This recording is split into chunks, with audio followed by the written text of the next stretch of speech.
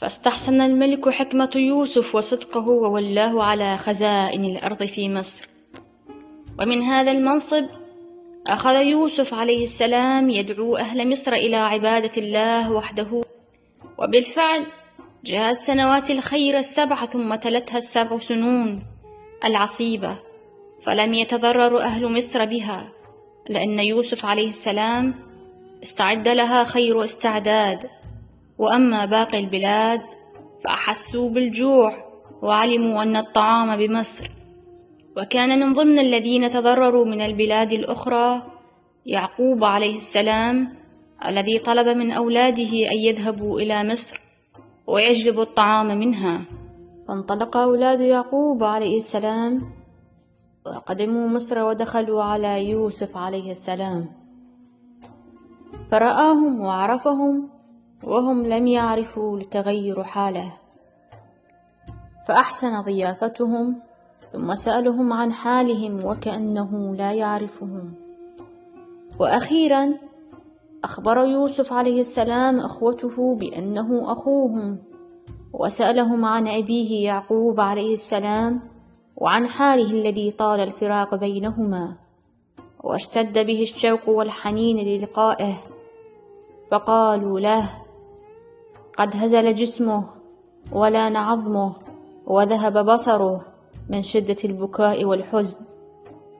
فأخذت يوسف عليه السلام الشفقة والرحمة على أبيه يعقوب، ثم أعطاهم قميصه الذي كان يرتديه، وأمرهم أن يذهبوا به فيضعونه على عينيه فإنه يعود بصيرا كما كان.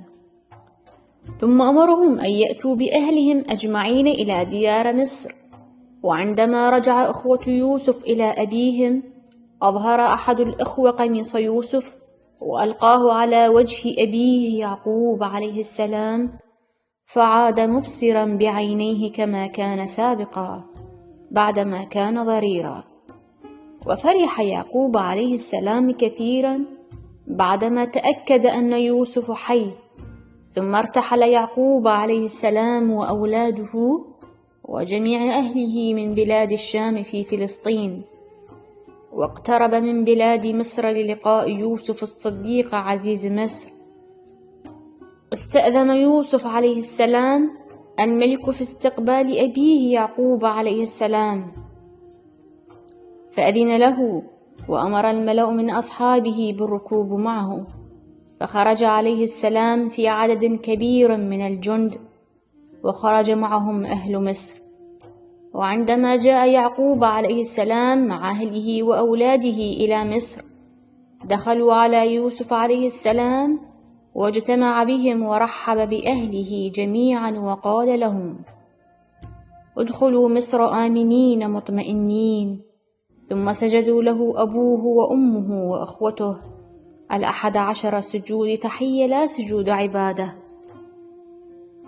ثم قال يوسف عليه السلام لأبيه: يا أبت، أتذكر عندما رأيت رؤيا بأن 11 كوكبا قد سجدوا لي والشمس والقمر، وأخبرتني أنت بتأويلها، وقلت الشمس والقمر أنا وأمك والكواكب هم أخوتك؟ لقد تحققت الرؤيا يا أبتي. فاحتضنه وعاشوا جميعا في خير وهنا.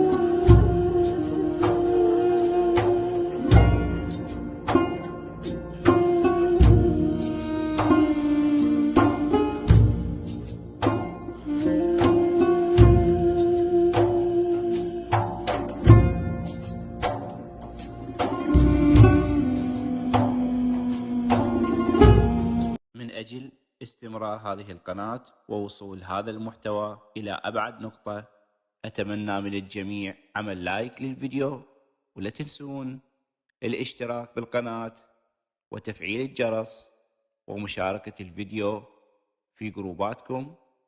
أمنياتي لكم بالتوفيق. تحياتي، دكتور حيدر قرجي الكلابي.